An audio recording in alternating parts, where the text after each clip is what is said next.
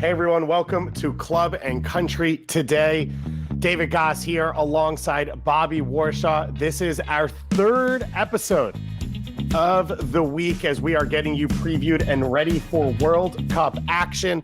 We, of course, will be live about an hour after the final game every single day of the World Cup, starting on Sunday at 1:30 p.m. Eastern Time after Qatar, the hosts, play against Ecuador. We've had some good episodes so far already this week. We had Pa Moduka on Monday to help us dig in on Group A action. We rolled through Group B yesterday, and then we had Hugo Ramirez from Mexico City to dive in on Mexico and everything going on in Group C. And now we are ready for Group D and E. I will, Bobby, at a minimum, know my alphabet after this week. That's good, because I wasn't sure you knew it coming in. So congratulations. Big victory for us. It has been a useful week, to say the least. So we've got a lot to do in this show. 8 teams to break down, a lot to talk about. We're going to start with our news, which will obviously become a lot heavier as we get closer and closer to the start of this tournament. And then we will start with Group D. Bobby, the news today, one that we missed actually yesterday, but our producer Rich helped us out so much. Byron Castillo was left off the Ecuador roster. If you remember in our Ecuador preview of Group A, he was the player that Chile and then Peru followed up with, had filed saying was illegally used in competition for Ecuador, and they were pushing FIFA and then the Court of Sport and Arbitration to push Ecuador out of the World Cup because of him playing in games. Ecuador won those court cases, but chose to leave him off their World Cup roster. He was expected to be the starter at right back. So a big story there for Ecuador. For France, tough news yesterday. Christopher Nkunku, one of the bright young attacking players on the planet, one of the best players in the Bundesliga, went down with a knee injury in training, and he is going to be out for the World Cup. So he will be replaced by Randall Kolo Mauni, coming out of Frankfurt. Mauni, this will be when he makes his debut at the World Cup, his third cap of his career. He's got 8 goals this year for Frankfurt, to show you the difference there. And Nkunku, 14 goals all combined for Leipzig already this season. So that's a massive loss. We will talk about France a little more in depth in just a moment. And then, Bobby, we talked to Hugo yesterday about the Mexico roster, and the big portion of the field he keyed in on was center forward and who was brought and who wasn't brought. And the big name that everyone's talking about is Raul Jimenez. He was supposed to be the leader of this generation, the star player. Of course, the head injury starting with Wolves after the collision he had with David Luiz a few years ago has kept him out of being healthy over and over again. He has not played a game yet this season for Wolves. He is expected to make his debut for Mexico against Sweden coming up in a couple hours. That is huge news for the Mexican national team as well as for Mexico fans. This was the gamble that Tata Martino took, was that Raul Jimenez would be capable of playing big minutes for this team. As Martino said in the press conference yesterday, now's our chance to see how his body reacts to the high-level training we've put him through. And remember, David, as we talked about yesterday, amidst all of the angst around the Mexican camp right now and how they'll do at this World Cup, the betting markets still have them as the favorite to get second in that group at about just over 50%. And you have to imagine that will go up even more if Jimenez is healthy. So if you are a Mexico fan, it is okay. We understand where you're coming from, but things are coming together as the tournament approaches. Let's start digging in. We've got Group D to start with.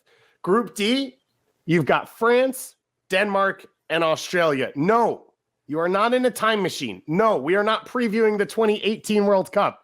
This is the exact 3 teams that were in the same group in Russia. Alongside them in Russia was Peru, who did not make it to this World Cup. This time, it's the Carthage Eagles. Tunisia, who will join these 3 sides. Reminder, of course, France and Denmark got out at the group stage in 2018. France going on to win the entire World Cup. This also, by the way, Bobby, is not the only group that has 3 teams that are the same as the last World Cup. We will get to the next one tomorrow. You've got Serbia, Brazil, and Switzerland all in the same group again. I don't know how that happens, but it does. Bobby, give us the odds. Give us the preview of this group. Yeah, David, we like to start every group looking at the betting markets because they give us a fair projection of what to expect. It helps us set the platform for how we talk about the groups. And right now we're going to use BetMGM's numbers. So whereas yesterday, David, we saw groups in A, B, and C that had a top team, the pot A team, the favorite in every group, that was around 90% projected to get out. And then the pot B and the pot C teams, the two middle teams, were usually right equal at about 50%. And then the weakest team had about a 20% chance of making it out of the group. We're going to see something different today from both groups D and E. In group D first, France has about a 90% chance to get out of the group according to BetMGM and the markets. Just below them is Denmark at about 70%. Again, 20% greater probability than we saw in the first three groups over the last 2 days. And then below them, Australia and Tunisia are roughly equal at about 20% probability to get out. Australia slightly favored, but basically only 1% with both of those teams at the 20% threshold. Let's start with those favorites. We will start with France, Bobby, and we'll start with a trivia question for you. Favorite part of the show is the head coach for the French national team. He is the longest tenured head coach coming into this World Cup. He is also a French national team legend as a player. He was captain when they won the World Cup in 1998. Didier Deschamps is one of three men in the world who have won a World Cup as a player and a coach. Can you name the other two as everyone decides to log out because you cannot do that and we have no legitimate? This is a very good one and one that I'm upset. One that I'm upset. I cannot say immediately. I have clues for you if you need. No, I'm too embarrassed that I don't know this automatically. I'm trying to go back through immediately who has won the recent World Cups as a manager, and I'm blanking. So here's the big tip. Not many countries have won it more than once. Right. So that sort of eliminates it down pretty quickly for you because you have to have done it as a player and a manager. Right. So I'm thinking, like, did Scolari win it as a player? He did not, but Brazil is a good guess. So if it's not Scolari, it wasn't. Okay, I give up. This is a really good question. So Mario Zagallo is a Brazilian legend. Of course, on the tip of my tongue. Nice. He played in the first two World Cup wins for Brazil. He managed the 1970 team, which many consider the greatest soccer team in history. He then proceeded to be a part of basically every other team. He's been an assistant or a scout or a head of something with every team. And FIFA ranked him as the 9th greatest manager in the history of the sport. That seems to be debatable because I looked at that list. There's like 15 people in each number. So it's like 9th is really 110, but that's how they did it. The other one, Bobby, is one that you should get. Now think about someone who's become a famous manager that is also a legendary player that's won a World Cup. Okay. So if we go back, 2018, we already had. 2014, Yogi Low didn't play. Don't go in that direction. Just guess legends of the game. Luis Figo. Okay, very good. Plays for a country that has never won the World Cup. It's Franz Beckenbauer. Won that's as a good captain one. of Germany and then proceeded to coach. He's one of the 5 greatest players ever, so I thought you'd go Pele, Maradona, Cruyff, Beckenbauer. That's kind of where I thought that'd end up. I do want to shout out Paul Tenori and Sam Stachel, and they are the reason that Luis Figo came to my brain because I was listening to their podcast about the journey to this World Cup yesterday, and Luis Figo is a name that was mentioned. So I will both blame and give them credit for a great podcast. Great. I'm just glad you didn't say Thiago Motta again. We're at least improving on that front. But once I defended it, it made a lot more sense. It did make more sense. That was a trivia question we did earlier in the week. It was who has scored in multiple international competitions, continental, and Bobby was guessing players who were dual nationals who had switched national teams, which is legitimate as well, but the answer was not that. So I'm going to throw it back at you for the important stuff. Who are the 3 countries with the dragon on their flag? Wales, Malta, and Bhutan. Oh, you're good. You're a good student. Yeah. I always remember things I tell myself when I hear them. I refuse to remember that and waste space. Those are the ones I always remember. It's in there, taking up that real estate. Now, I will preview this France conversation by saying the expectation in France is that there could be a 4th member of that group, and it could be Zinedine Zidane. That's where France sits right now. When you talk about this team, you're talking about good and bad. The good, they won the World Cup in 2018. They are one of the most talented teams on the planet. The bad, only 11 players from the 2018 final are going to cross over and be a part of this roster. They have massive injuries right now. Conte, Pogba, and Kuku, as well as Kimpembe, all of them are out of the roster. Kylian Mbappe and his team, his camp, have been sort of in a battle with the French Federation over image rights issues over the last few years. And I don't even want to go into claims of witchcraft and blackmail because that takes us down a whole nother road. But basically saying things are bumpy right now. France has had their worst year of World Cup preparation since 1958. They have failed to win 5 of their last 6 games. They've lost 3 competitive games, which is their most in a calendar year under Didier Deschamps. The last time they had a run like this was in 2010, leading up to the World Cup, in which they finished bottom of their group. And maybe the kicker on all of this is Galina's favorite fact, which is the World Cup winner's curse. 5 of the last 6 teams that have won the World Cup have not gotten out of the group at the next World Cup. So France, right now, Bobby, they are up against it. So to summarize that, still an incredibly talented team, but many concerns entering the tournament. Absolutely. And as I said, Zinedine Zidane doesn't have a job and is hanging out in France, sort of waiting for his next job, which people believe will be this. World Cup qualifying wasn't that tough for them. 18 goals scored, 3 goals against. They went 5-3-0 in Group D and won 18 points ahead of Ukraine, Finland, Bosnia, Herzegovina, and Kazakhstan. Last time you saw this team, as I said, they won the World Cup, which is not easy to do and pretty impressive, becoming one of the few nations that it's won multiple times in 2018, a 4-2 win over Croatia in the final. In the Euros, it was a little bit bumpier. They were in a tough group. Germany, Portugal, Hungary. They proceeded to get out of the group in first place, but lost to Switzerland in the next round on penalty kicks. They then bounced back and won the Nations League just a few months later, winning the final 2-1 over Spain, but they've now struggled in Nations League qualifying for the next one. If you had to summarize this team in one sentence, it is what you just said. They are one of the 2 best rosters of talent on the planet. Even with their injuries, they still come in as heavy favorites. Their key players, in my mind, 2 big names, both of them up top. Kylian Mbappe, 4 years ago, he became the first teenager to score in a World Cup final since Pelé. That's the type of air of quality he lives in. And Karim Benzema, the reigning Ballon d'Or winner, who was not even a part of this team 4 years ago. He had 15 goals in Champions League last year to win the whole thing and 27 goals in La Liga to win it for Real Madrid. I want to come back to a name you didn't mention there in a second, David, but to contextualize their level of talent, that when we started to prepare for this, before there were injuries, before there were roster announcements, and you were to see 2 different France squads, because they do rotate through qualifying through Nations League, and it included their top 25 players. I don't think you would have been able to pick which of those 2 rosters, which of those 2 starting 11s was their better one, and that both could have potentially won the World Cup. So now with the injuries, with the problems, they've basically aggregated those 2 11s together into a single group, and they are still talented enough to win the World Cup. They no longer have the margin for more injuries, for more issues. But despite everything you've heard about this team, all of the turmoil that's happened, they undoubtedly still have the ability to win.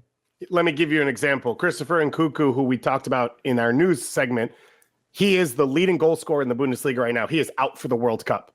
Marcus Thuram is one of the players who's been called in as a replacement. He is the 3rd leading goal scorer in the Bundesliga. He was not in the original roster. That's how deep this team is, as you said.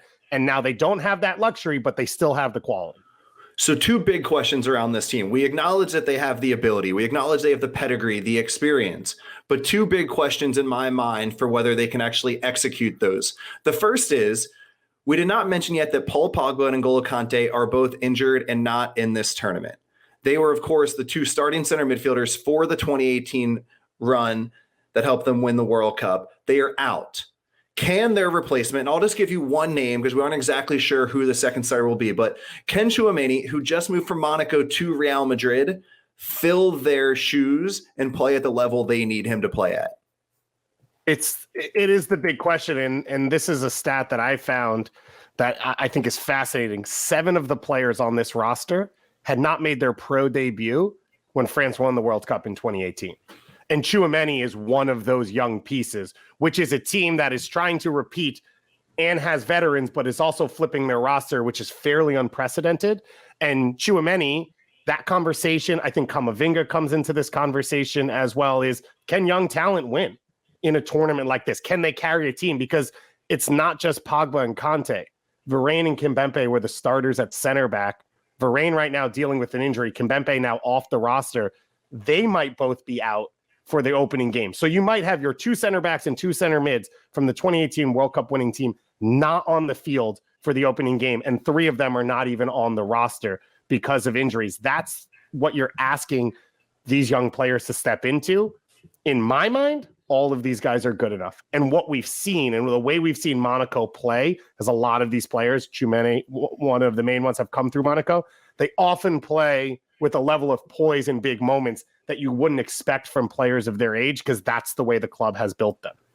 So if you're a fan who has not watched Monaco over the years or has not tuned into Real Madrid yet this year because you're used to the regular Casemiro, Modric, and Kroos, and you have not seen Tchouaméni play at center midfielder, what can you expect from him, and what type of style will he have? You've got a player who can cover every inch of the field, and that's one of the things that coaches and scouts and everyone fell in love with first, and then has especially for this team, for this France team, and the way they defend and what they ask of those players in there. They are very functional players, which he is suited to do for this group. And then it's the right pass out of that. And for this France team, in the best moments, it'll be a pass into transition for an Mbappe or Benzema to launch things. For Real Madrid, it's similar as well. For Monaco, at times, it was more possession and more starting to knock it around side to side. But fortunately, I think for France, coming into a Real Madrid team that is very direct, he has sort of developed his game already into the way France plays at their best. And David, I think that this actually speaks to a wider question at hand right now, because it really is one of the main paradigms we have about international football.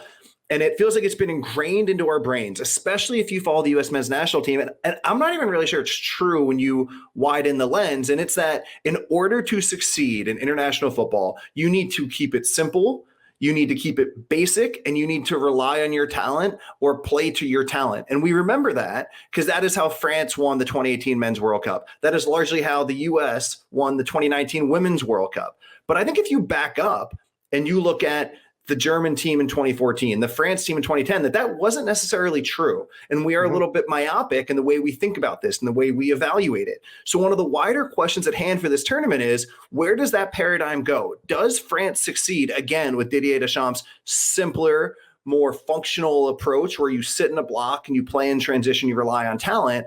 Or do we see some of the other teams, maybe a Spain, maybe a Belgium, maybe a Denmark, rise because it's more complicated and it gets more than the sum of the parts? Last one that I think you wanted to bring up was a question at center forward. Olivier Giroud, I believe, is 2 goals away from being the leading all-time goal scorer in French national team history. His insertion into the starting lineup during the 2018 World Cup is what many people see as the moment this team went from struggling to favorites. And he has been massive, but he has not been a part of the team over the last year as Benzema has been brought back into the side. You think it's a question mark of who should start? I think if Karim Benzema's on your team, he's on the field.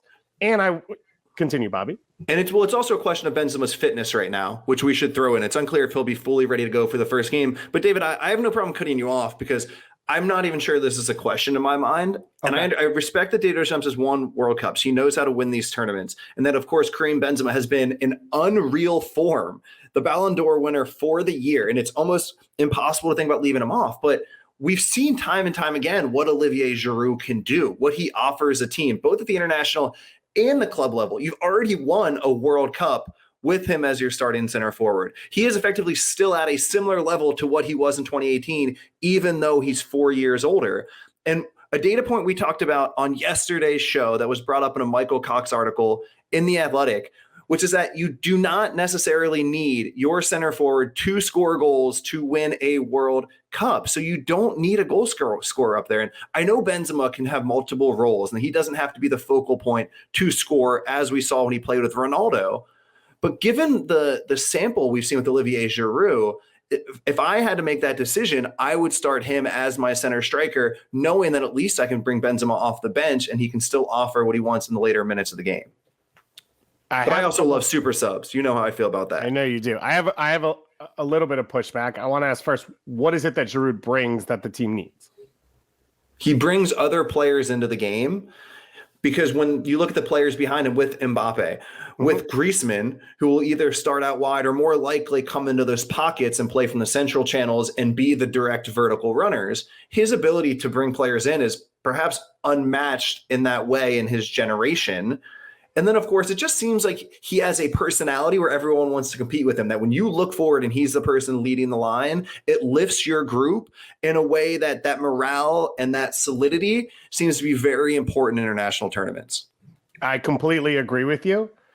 I think Benzema also does all of those things. That's where this conversation falls for me, is there are often times where you say, well, this player, and especially at center forward, can help everyone else, where this player is a goal scorer. Benzema is an elite chance creator. He's a willing creator, and he has a physical profile similar to Giroud. And that's where this team can use Benzema and not have to change the way they play. The other thing I'd say is the data points of winning the World Cup is, how do you cover for Pogba, Kanté, Varane? How do you cover for the team losing these pieces? You improve at the center forward position. Giroud was good enough when they had Pogba and Kanté in the team. Is he good enough without those guys? I don't know. And I think the team needs that improvement at center forward in the all-around play of Benzema to bring into it. It's going to be fascinating. This is a unique story, right? A guy at this level left out of a national team that won and now trying to come back into the team at the end of his career and win. All of this is stuff we've never really seen before. We've seen late bloomers. Riquelme comes into a national team late in his career, but not after already being a part of it and doing so much at the club level. So this is fairly unprecedented, and I think it's going to be one of the reasons to tune in and watch France. Let's transition to Denmark, the second favorite in the group. And again, for the contrast here, whereas when we talked about Group B, when the U.S. men's national team and Wales were each effectively tied at around 50% probability of going through, and Mexico and Poland are both about a 50% probability of going through as a second team in the group, Denmark is up at around 70%. They are a clear favorite to make it out of the group ahead of Australia and Tunisia. And my trivia today, David, is very simple. Denmark is, of course, a Scandinavian country. When you think about the other Scandinavian countries, do you actually know where they rank in population? So if we think about Denmark, Sweden, Norway, Finland, and we'll exclude Iceland right now because they're much smaller. But which of those countries actually has the largest population? Wow. Okay. I guess I would probably guess Sweden. It is Sweden, nice. Which always surprises me. Having lived in Scandinavia, it actually always surprises me to remember that Sweden has about twice the population as the other countries. Oh, wow. Okay, so Sweden is number one, about 10 million. What's number two? Norway. It is not Norway. It is Denmark.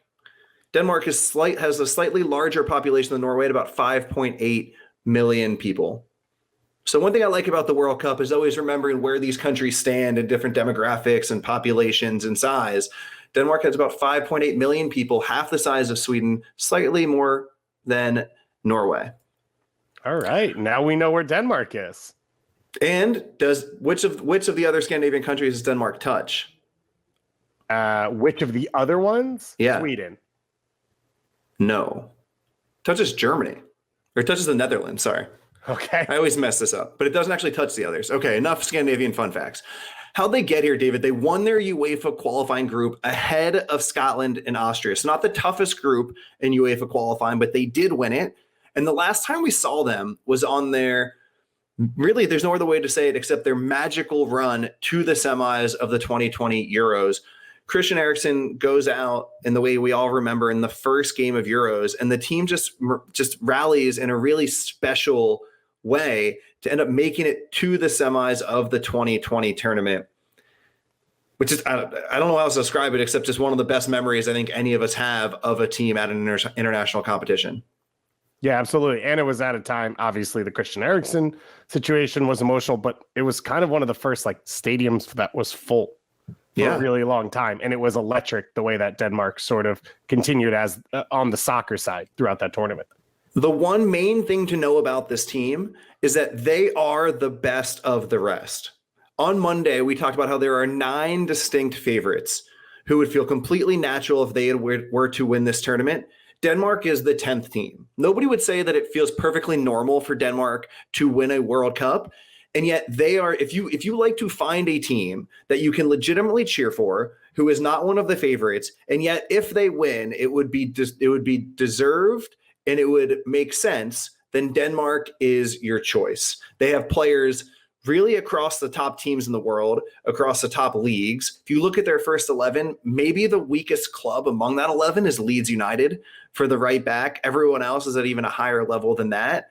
So again, if you are looking for a team in this tournament who has a chance to make noise and they could do it without just getting lucky, I think Denmark is the team for you to look at.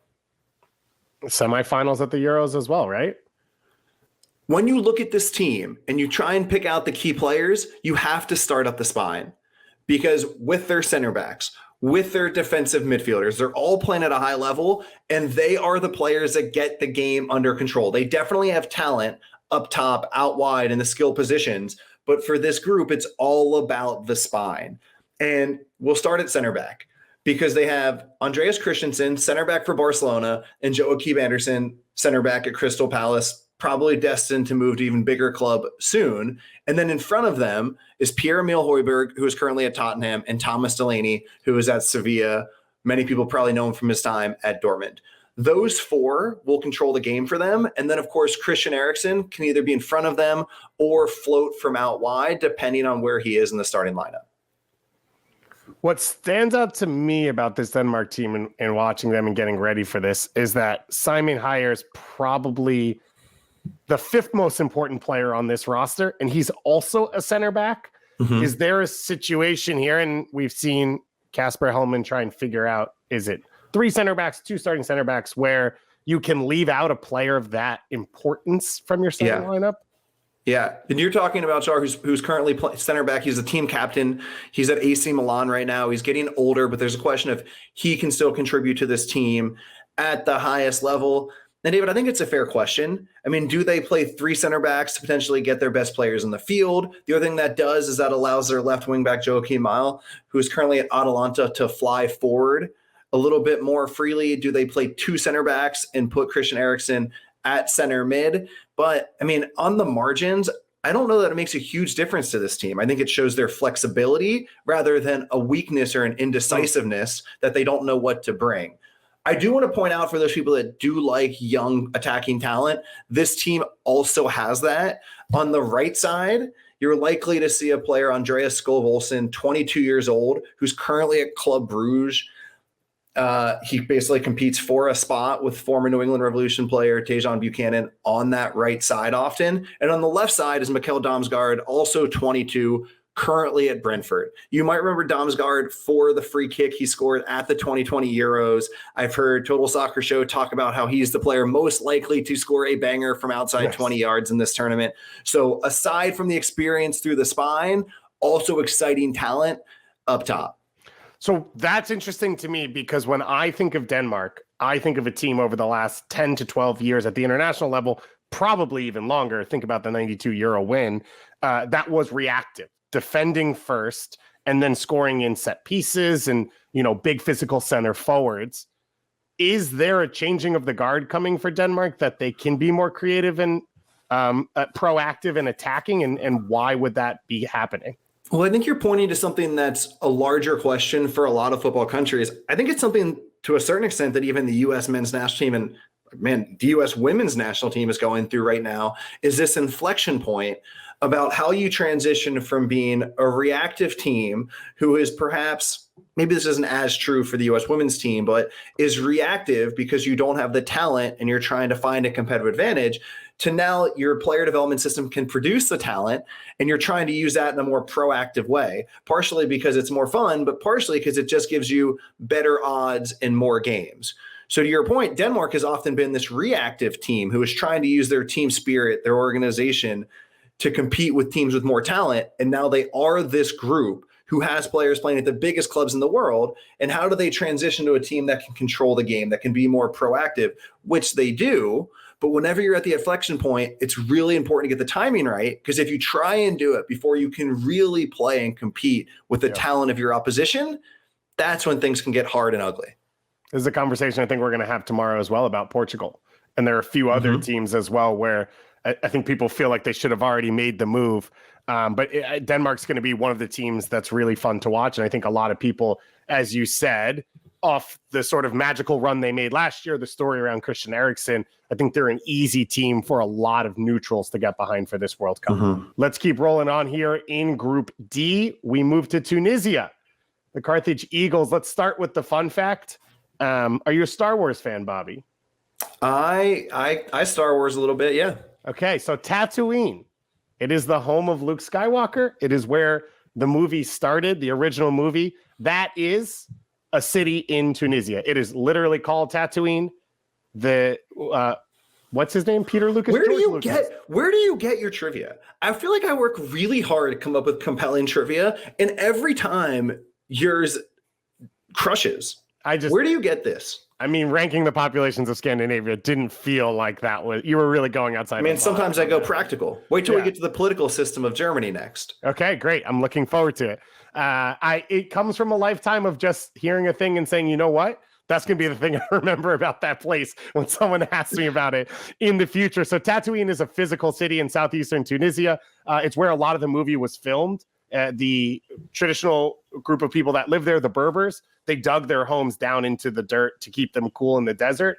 That's what you see Luke Skywalker's home look like, and all of those things. And the Star Wars films were filmed all over Tunisia, so you can go to a lot of the sites if you choose to go there. A country that sits in North Africa on the Mediterranean. When you talk about them as a soccer country, they are similar, I think, to what we just talked about with Denmark. They punch above their weight for their population as well as for their infrastructure. The term that they use. What is their population, David? How big of a country is Tunisia? It's about 10 million people. Are you sure? That is, I'm pretty sure what I read over the last few years. I just want to say that sometimes knowing the population is important. I appreciate your Star Wars fact, but also maybe sometimes practicality works too. 11.9 million is what I just Googled. 20% off. That's okay. I wasn't that far off. Okay. I'm gonna go on that side. But the term that their FA uses and the team uses is an Italian term, grinta, which means grit.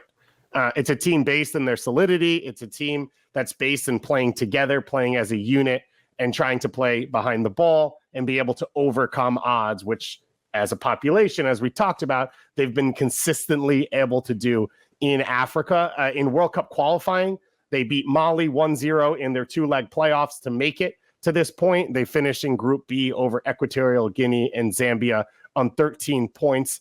They actually had a pretty good run-up to the World Cup. They went out to Japan and played in the Kirin Cup, which Japan hosted. They knocked off Japan 3-0 and Chile 2-0 in that run-up. Last time we saw them, of course, was in AFCON earlier this year, and this was their big moment over the last 4 years. They beat Nigeria in the round of 16 1-0 to sneak into the quarterfinals after getting through as a third-place team out of their group because they really struggled in third-place action. They got fourth place in 2019 at the AFCON, which was a big result for them. They beat Ghana on penalty kicks in the round of 16 and then lost to Senegal in the semifinals. And 2018, we saw them at the World Cup. It was their first World Cup in 12 years.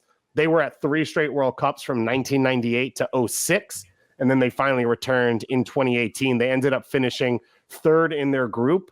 They lost after beating England 1-0, 2-1 in the opener. Then they got flattened by Belgium, and they came back to beat Panama 2-1 in the final game. They have 10 players that are returning from that team. When you talk about Tunisia, you notice when games get tough, they sink in, they park the bus, but they hope to sort of manage things. They've done it well.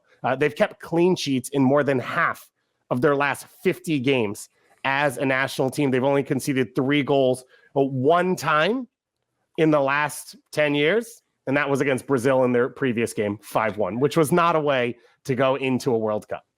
David, can we back up 1 second? Because there's a part of this that I struggle with every World Cup, and it's just hard for me to wrap my head around the mechanics of how it works. Tunisia is qualified for this World Cup, and you've already explained nicely what makes them good and why they deserve to be here.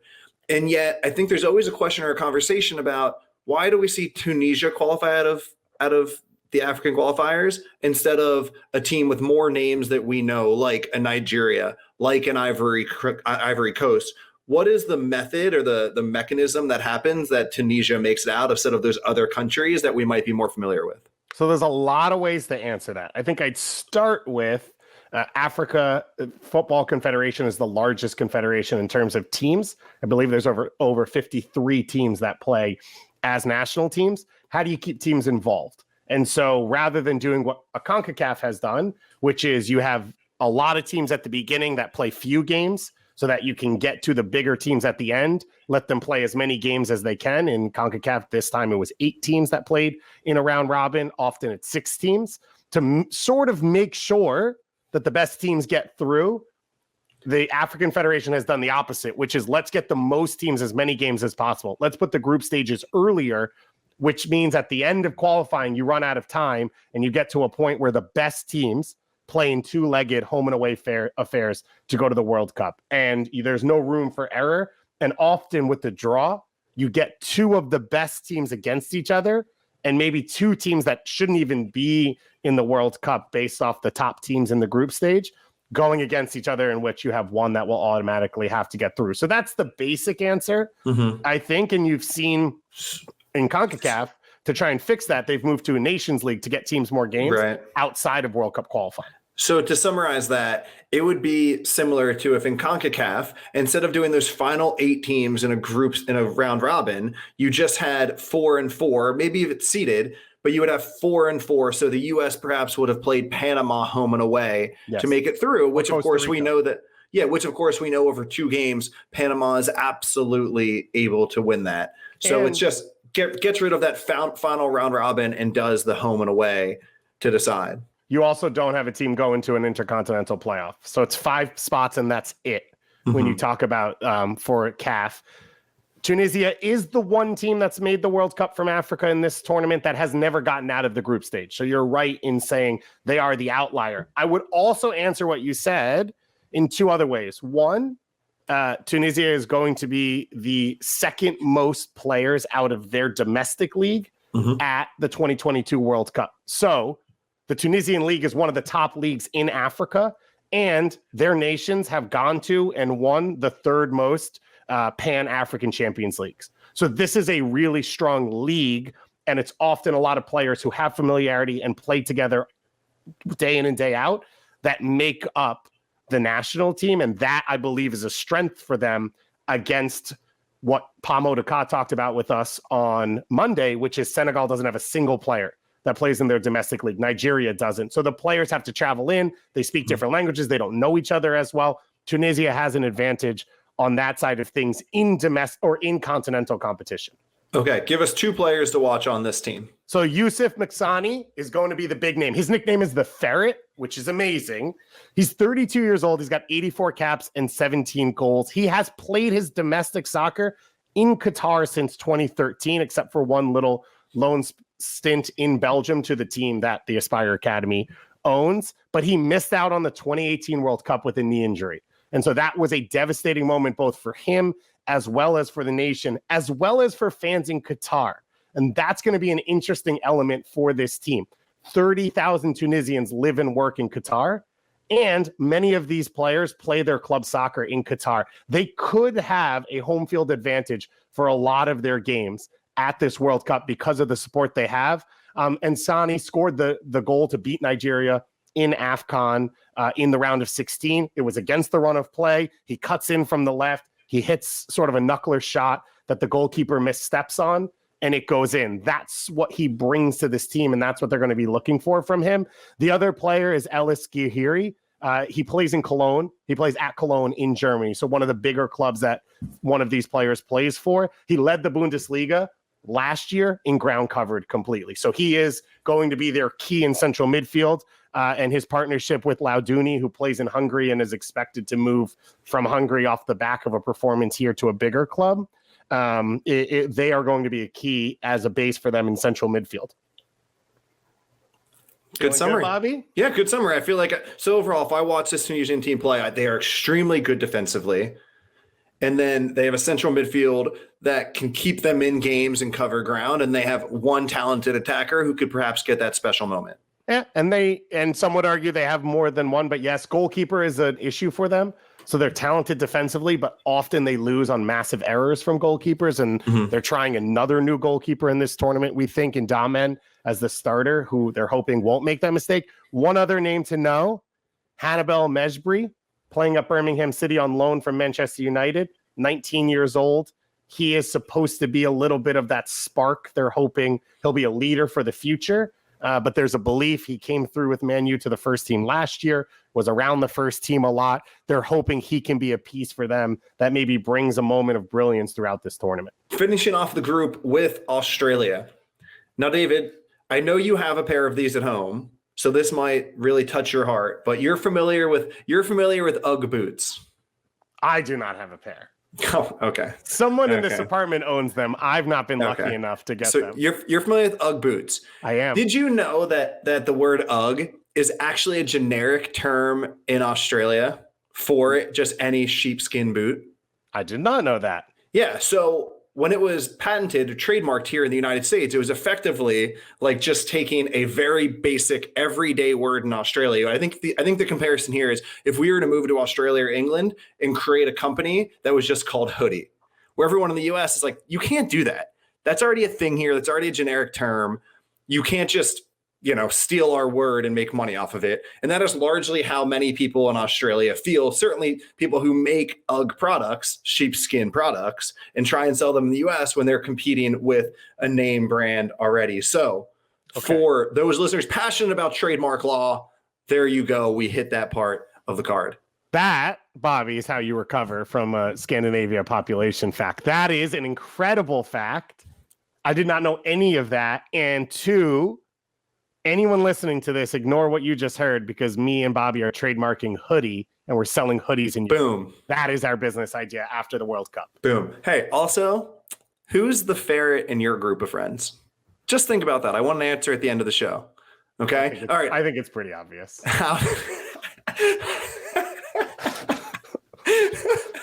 All right, Australia. How'd they get here to the World Cup? They finished third in their qualifying group behind Saudi Arabia and Japan in the Asian Federation, and then defeated Peru after a 0-0 draw in penalties in the Intercontinental Playoffs. You might remember that for Andrew Redmond, the goalkeeper who was subbed in for PKs, getting into your Twitter feed for the dancing before the PKs were taken. The last time we saw them was almost certainly in that 0-0 draw with Peru to make it in, but they were also in the 2018 World Cup, which we'll talk about the memories in a second, and then the 2019 Asia Cup when they lost in the round of 16 to UAE, which was a poor performance for this Australian team. When I summarize this team, the one important thing to know, and this is going to be simplistic and reductive, but it's my brain summarizing this team into the most compelling, energizing way possible, which is to say that there's actually almost nothing energizing, interesting, or compelling about them. But that in itself, as a singular team where it's like, all right, guys, why are you here? Why are you taking up space? I find that to be really fascinating and makes me want to cheer for them. Is that a fair thing to say, David, or did I just talk myself into a knot?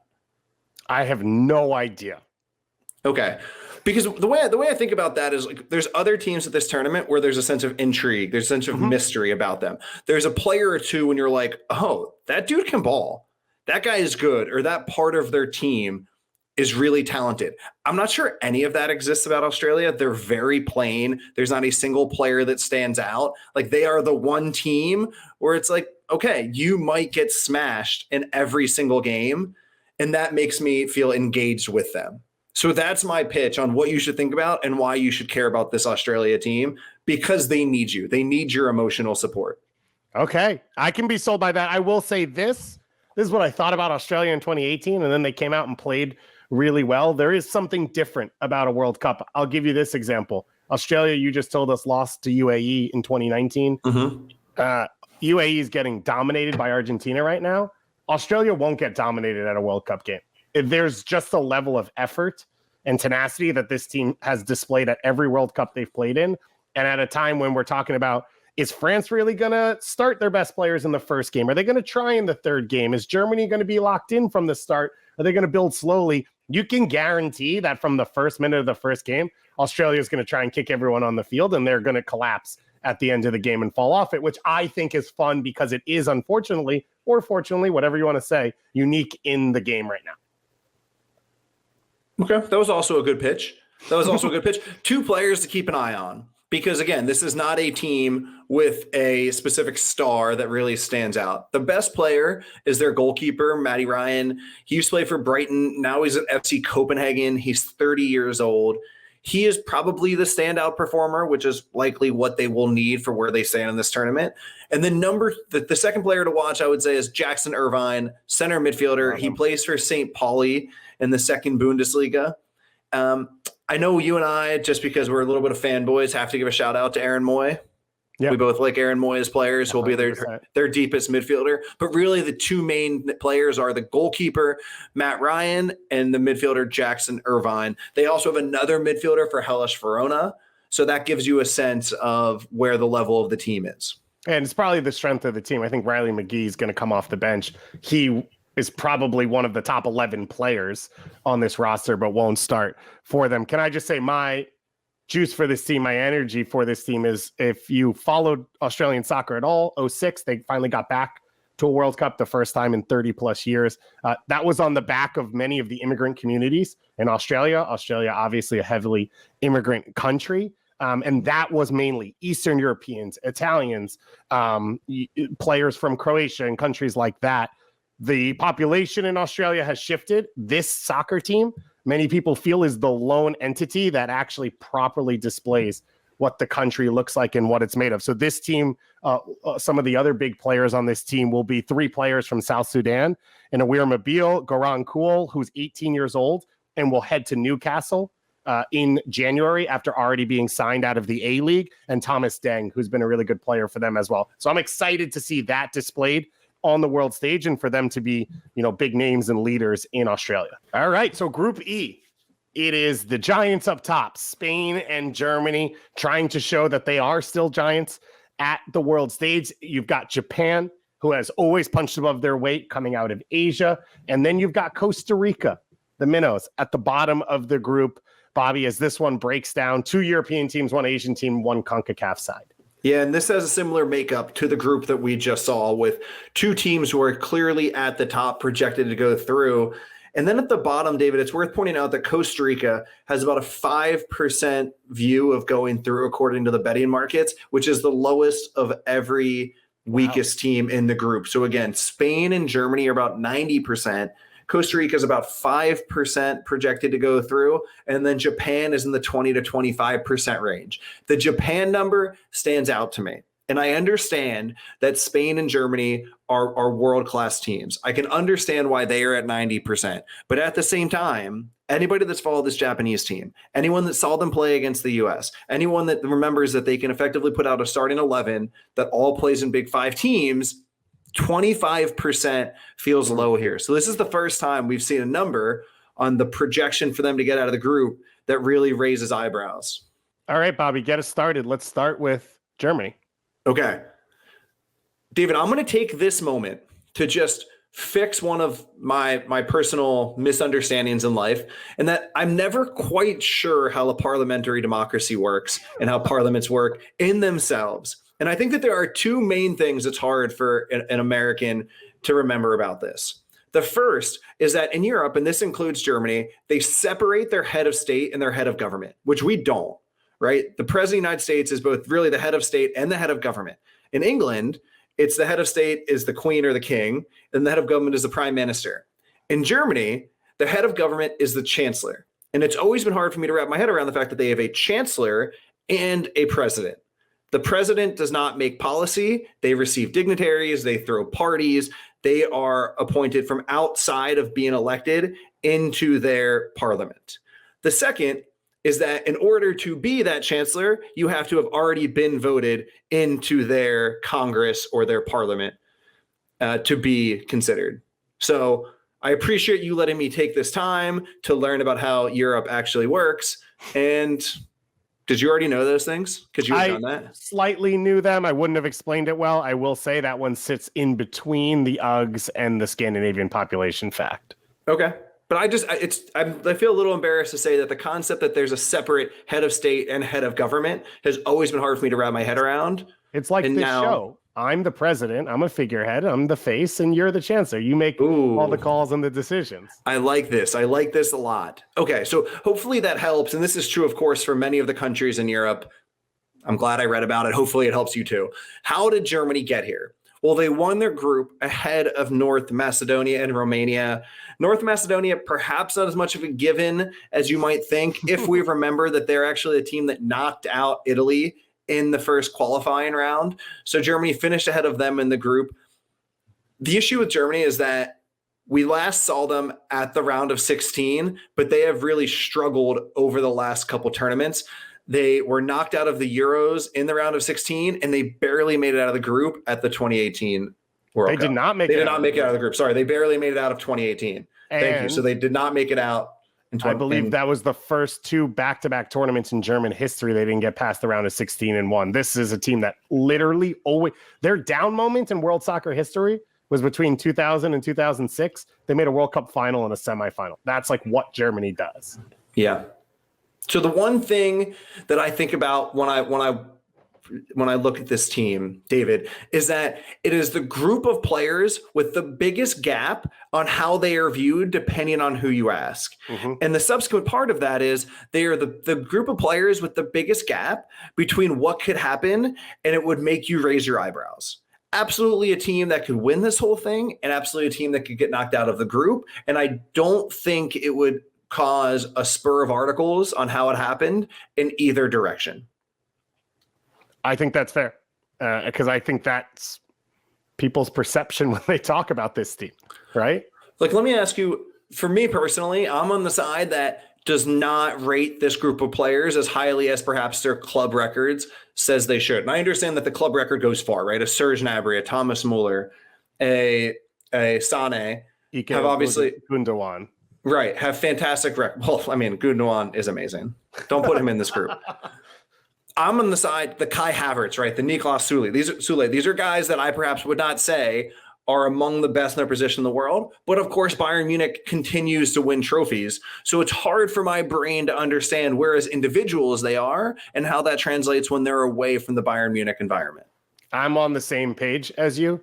I think this is a team, I would argue they just don't perform to their talent. You're sort of saying you're not sure the talent's as good as what people say. I think they're underperforming what they're capable of. And I think part of that is just the lack of the spine that sort of keeps the level.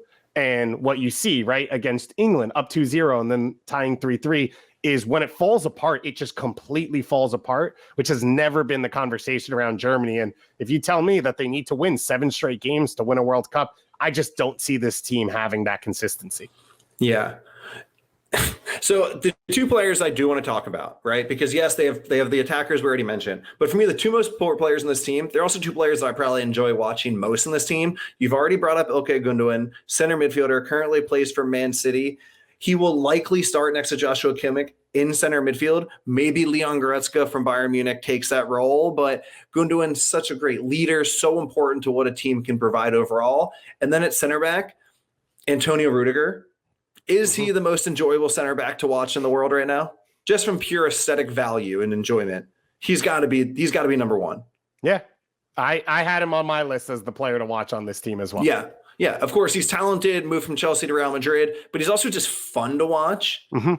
And then the thing that also blows my mind, the one weird thing about this group is why can't Germany produce outside backs?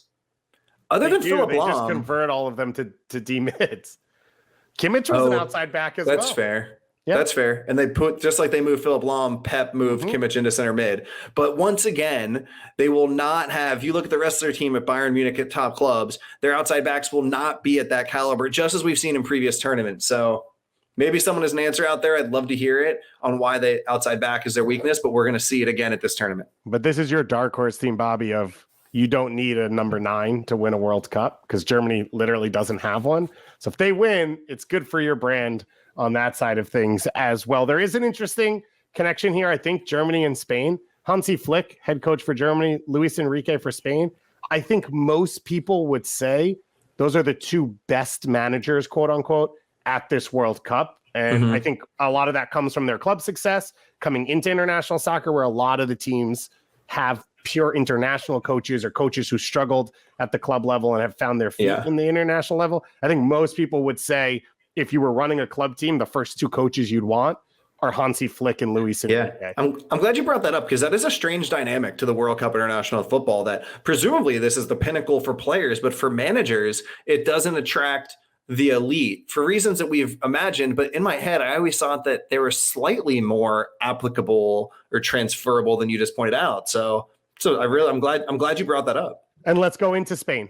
Luis Enrique, as I said, the head coach. Let's start with the fact. Marcha Real, that is the anthem for Spain. It is one of 4 national anthems around the world that does not have lyrics. They have added lyrics over the last few years so that the players had something to say, but they're not technically official, and I don't think any of the players know them. The other ones that don't have lyrics, Bosnia and Herzegovina, San Marino, and Kosovo. No, see, what you did here is you Googled Spain fun fact, and that you took the first one. No, come on. I've been doing this too. I've done all the Google searches. I know what you just did. I Googled Spain anthem because I thought it was the only anthem in the world that didn't have lyrics. I didn't know about the other 3. That was kind of the learning process for me on that one. The big picture with Spain is they're Spain. 12 to 14 years ago, they changed the way everyone in the world saw the sport. And they are on the whole still that team. They'll dominate every game they play. They'll be in every game, but they lose a lot of them now. And they've been disappointing pretty much since the 2012 Euros. Qualifying to get here, 6-1-1, 15 goals for, 5 goals against. They won Group B, but only did it on the final day ahead of Sweden, Greece, Georgia, and Kosovo, the other teams in their group. At the 2020 Euros, 3rd place. They lost to Italy on PKs in the semifinal. After finishing 2nd in their group, if you remember their opener against Sweden, it was one of the down. I think they had over 80% possession through a stretch of that game and were not able to score and win. They lost the Nations League final last year as well to France, and they've done okay in Nations League this year. At the 2018 World Cup, they struggled in the group stage. They got through, some would argue, luckily against Iran, Morocco, and Portugal, and then they lost in penalty kicks to Russia, the hosts, in Moscow. It was one of the scenes of the tournament. I'm sure a lot of Spanish fans have tried to go back and relitigate it since the tournament, but that has been the reality for this Spain team. When you look at this team outside of the style, you really say, for the most part, they are average in most positions, but they have 3 young players in Pedri, Gavi, and Ansu Fati that can all be world-class and all be special. And that's their opportunity to go from what they've been over the last 4 years to back to a team that contends to win championships at its level. Pedri's the big star for this team. He has won literally every award you can give to a young player. Best young player, breakout young player, golden ball, golden boy, whatever you want to call them. Since 2020, he has literally won every single one in every competition he's played. And then the other one I'm going to say is Alvaro Morata, because the question mark, Bobby, for this team is goal scoring. And he's going to be the one who leads the line. He's the one Luis Enrique has trust, and he's good enough to do it at a high level. And if he does, that changes the reality for Spain. Yeah, to add a data point to what you just said, too, about their struggles to score goals, in UEFA qualifying, Spain actually had the fewest number of non-penalty goals scored. So the quick summary is that they absolutely look like every Spain we ever knew and remembered, and yet they are still struggling to score. And I'll also point out, too, that they've ratcheted up the pressing to another degree. Their pressing numbers were also the highest in UEFA qualifying. So another team that uses the ball, but when they lose it, they want to get it back immediately. Among the options of whether you try and win it back to transition and score goals or just because you don't want to defend, it's probably more in the second, where they really just don't want to have to run around without the ball. They'd rather have it. So it's not a particularly lethal team in transition, but they do press just as hard as they play in possession. And it is going to be a team that is going to be there in every game, as we said. This is a team that, as you pointed out, I believe on Monday, they are in those favorites. People expect them to win, but it is a huge question mark. Do you want to put your coaching hat on for a second? Not really, but I can put my assistant coaching hat on. Is that because it's a bucket hat? Yeah, exactly. I'll put on my joggers. I'll put on my assistant coach joggers. By the way, I'm going to send you a bucket hat so you can join the club. Do it. So when you talk about scoring goals, I do find what happens within their attack to be pretty interesting, because it's a scenario where head coach Luis Enrique does try and get the most talented players on the field, but it's pretty clear to me that those three most talented players don't actually fit together in the way you want attack to work, specifically because the two wingers, Ferran Torres of Barcelona and Dani Olmo of Leipzig, are more direct players. But the center striker, Alvaro Morata, who is their most important goal scorer, is also a box finisher, is also a direct player. So when you think about the spaces you need to occupy underneath the striker and into the depth, there's not a natural occurrence between those three, which means that Luis Enrique either needs to bite that, or he moves Gavi out wide so he has the Iniesta role of an attacking midfielder come in from outside with a Jordi Alba flying down the left side. Yeah, I think you're right. And I think that's the interesting part about this team is the ethos is so deep because of what I said, of the history of this side and the way people expect them to play, that everyone comes on the field and sits like no one's trying to play against Spain in any other way anymore. Yeah. You don't open up, you don't play them. You are going to sit as deep as you can. And the question, as you said, is does Spain just try and chip away and eventually get a breakthrough because you make one mental mistake, do it where they do the same thing over and over? Or do they try and change things up drastically? It feels like Luis Enrique has leaned towards the first one and believing in the pieces that are out there. I also think you have that element of managing the team. Dani Olmo and Ferran Torres are basically leaders in this team. Outside of Sergio Busquets, there's not a ton of experience. And so the stars are the leader, and the young players that you expect to be big players in the future are. And it feels like Luis Enrique is going to lean on that. If you want to know more, though, just watch his Twitch, because Luis Enrique is going to be live streaming on Twitch every single day from Qatar so that he can tell you exactly what's going on behind the scenes, which is a fascinating aspect on its own. Let's talk Japan. I think one of the teams we're both very excited about. I will say the Luis Enrique Twitches do get me juiced. I am excited for them. Okay, Japan trivia. I don't actually know how to frame this into a question, but what part of the clothing that you are wearing is predominantly from Japan, or it is from an industry that Japan dominates? Silk? It is your zipper, David. Over half of the zippers in the world are made by a single company in Japan. If you look down at that zipper, does the zipper have engraved into it the initials YKK? I just got outed for wearing sweatpants because I'm work from home right now. Wow. Do you wear sock? Are you wearing socks? Not right now. You don't wear socks while ooh, wow. It's a temperature control thing. I think you can divide the world into two types of people. Those that wear socks on meetings and I'm sure you and me are on the opposite sides of that division. Okay, so how'd Japan get here? They finished second in their Asia qualifying group behind Saudi Arabia. The last time we saw them was that they were knocked out in the 2018 World Cup in the round of 16 by Belgium in what was perhaps the game of the tournament. Japan outplayed Belgium for almost the entire game, and then Belgium scores those two amazing goals at the end to win. But Japan was the better team. It was phenomenal to watch them. And then they also made it to the 2019 Asian Cup final. David, the main thing to remember the main thing to know about this team, I think, is that they are one of the teams that just is also fighting for appreciation and respect. And U.S. men's national team fans also understand this, where it's, hey, we have players in Champions League. We have players in the biggest clubs in the world. Why is nobody taking us seriously? Why do we still have the same odds to make it out of the group as Wales? And I think Japan has the same factor going on, where anybody who saw them play against the U.S., right, they were probably the best team the U.S. has played, which includes Switzerland, the teams that they played in Copa America a couple years ago, probably over the last 5 years.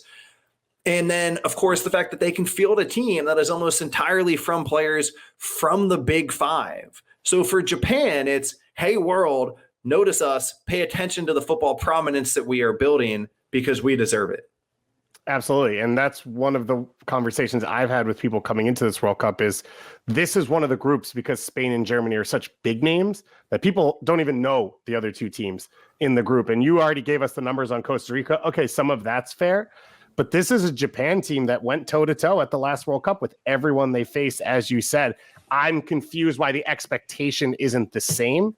And I think this is also a moment you talked about fighting for that sort of acknowledgement for the J League as well, right? Because players are starting to get bought more and more out of the J League, where I think for a while, the best Japanese players left for Europe as teenagers to go to European academies. Mm-hmm. And now there's starting to be a move that players that play and debut into the first division in Japan, they are good enough to step on the field in Europe the next day. Yeah. So I would say if you have not seen Japan play and you're trying to figure out how to budget your time for teams that you know are, going to compete for a trophy, Japan is worth making sure you catch a game.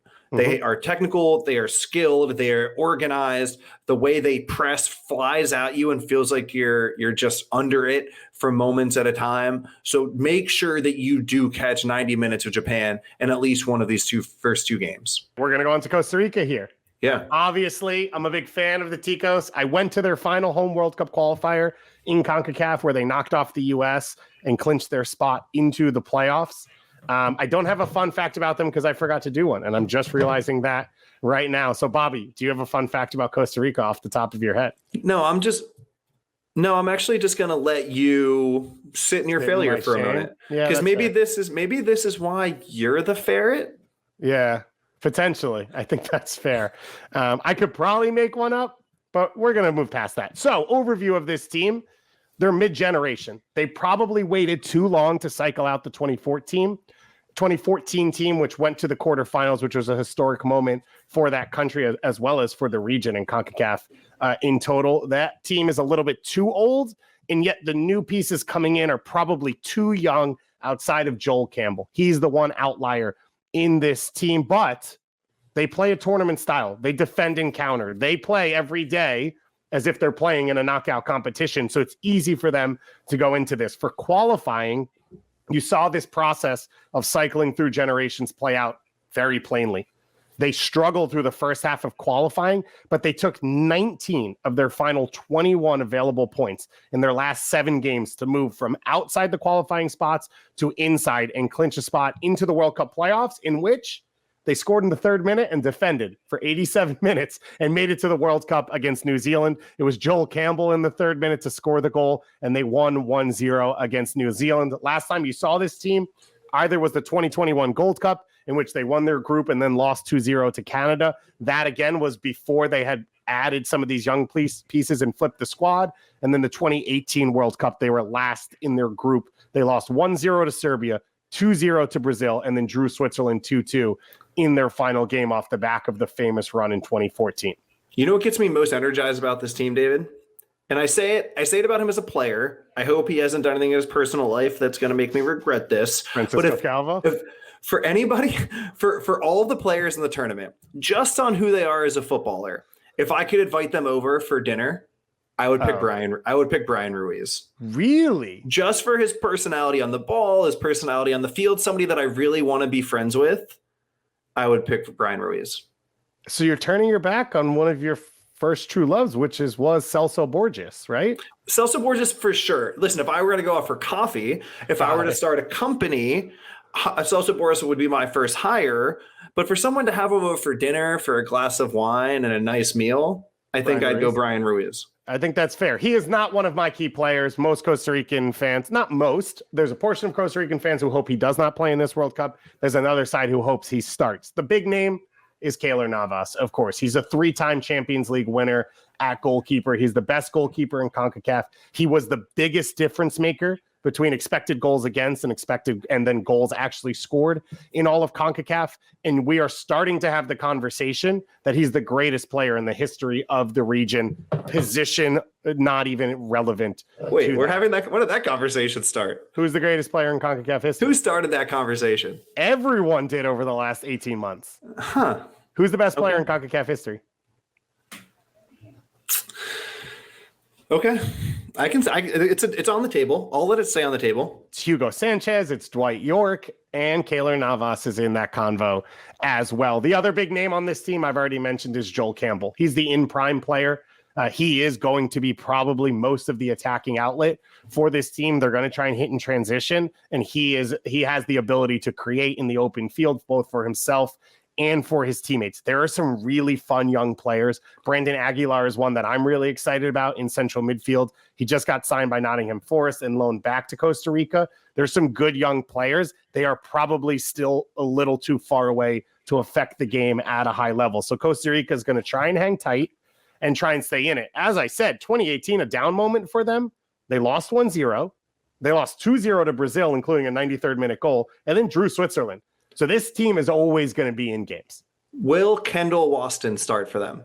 There's a very good chance he does. Will Francisco Calvo start for them? 100%.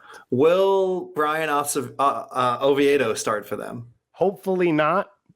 Potentially he has to. Matarrita's probably the starter at that spot. But it's like, if you haven't been paying attention to Costa Rica for 8 years, it's the same. Yeah. Okay. As I said, they took too long to flip a lot of those guys out, and now they had no choice to lean back on them, although Kendall Waston is since 14, as is Calvo. So those guys are a little bit newer. Okay. All right, Bobby, do we feel good? We feel good. We have come to our conclusion here for this episode. A lot of fun to dig into these teams. As Bobby said, it's really interesting to watch how different all these groups are to each other and the dynamics. We have 2 more groups coming up tomorrow.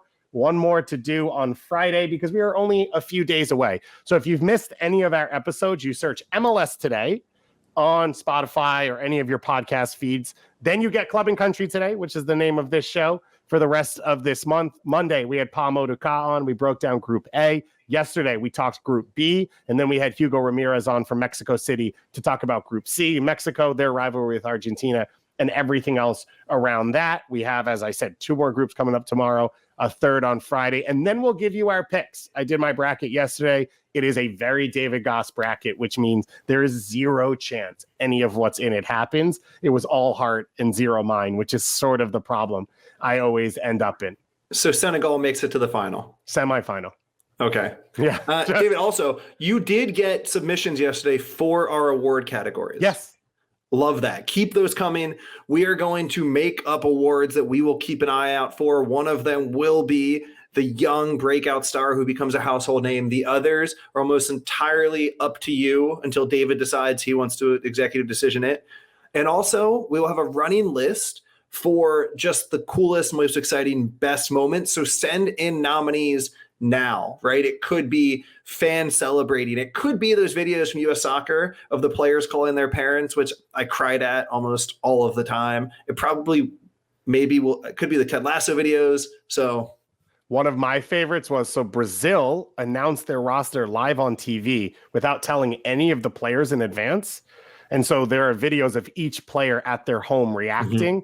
Richarlison, I could have told you he was on the roster. His reaction as if he had no idea and couldn't believe it is one of the best moments, I think, so far leading up to this. We are going to be live after every day of games throughout the World Cup, reacting to what you saw, as Bobby said, talking about our favorite moments, filling in these categories, keeping up to date with all that, and then previewing the next day. Because if you live in North America, 5 a.m., 4 a.m., that's when the next day starts. So we're going to get you your preview the night before, and then you can roll into it 1:30 p.m. Eastern time on Sunday after the Ecuador-Qatar game. And then we will be your live reaction show to the USA-Wales game on Monday at 5 p.m. Eastern time, the first World Cup game for the U.S. in over 8 years, and the first one for Wales, and I can't really do the math, back to 1954 or 58 or whatever year it was that they were in it. All right, everybody, that's all for us today.